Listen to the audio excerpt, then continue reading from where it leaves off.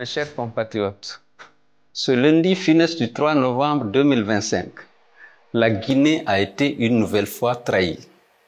Les Guinéens ont manqué un autre rendez-vous avec l'histoire. Celui qui avait juré devant Dieu et devant le peuple de ne jamais se porter candidat à l'élection présidentielle, marquant la fin de la transition, est revenu sur sa parole, au mépris de son serment et de sa parole d'officier.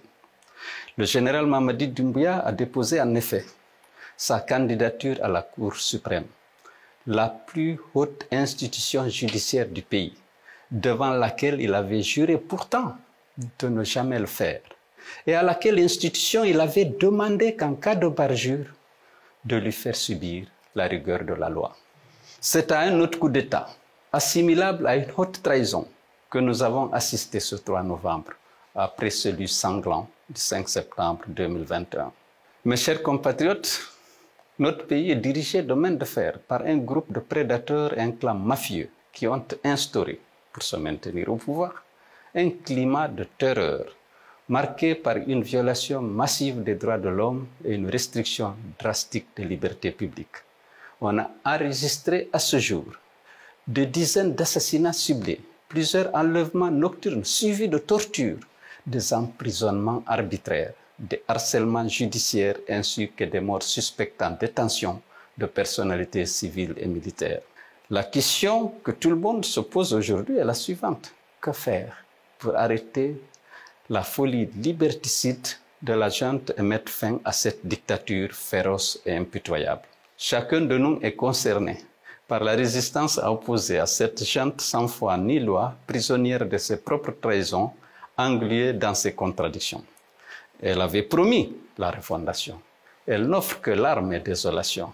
Elle avait promis une transition démocratique. Elle se rend coupable de haute trahison et envisage de confisquer le pouvoir par l'intimidation, la ruse et la violence. Notre peuple, aujourd'hui meurtri, opprimé, séquestré et dominé, fera payer le parjure par la puissance irrésistible de la volonté populaire. Considérons-nous désormais, où que nous nous trouvions, comme des soldats de la démocratie engagés et mobilisés pour le salut national. Face à la triste réalité que nous subissons tous et les sombres perspectives qui nous menacent, rester les bras croisés ou détourner le regard n'est pas une option. Nous ne pouvons nous résoudre aux faits accomplis par la démission collective ou par la résignation individuelle.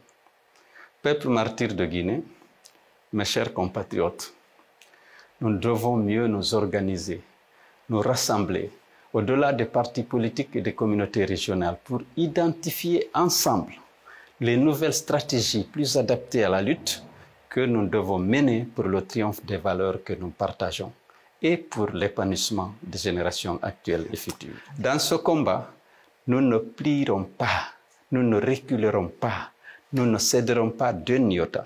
Nous nous dresserons tous comme un seul homme, avec courage et détermination, pour mettre fin au cycle vicieux des promesses trahies et des serments bafoués.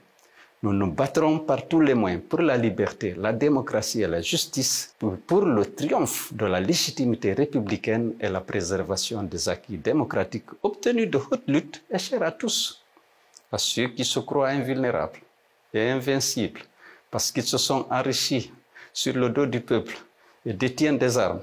Nous opposerons la force irremplaçable de la majorité silencieuse. Que ceux qui pensent pouvoir continuer à régner par la peur et l'intimidation en s'imposant par les armes sachent qu'ils seront rattrapés par leur forfaiture. Ils sont condamnés d'avance par l'histoire et déjà vaincus, car la voix du peuple est la voix de Dieu.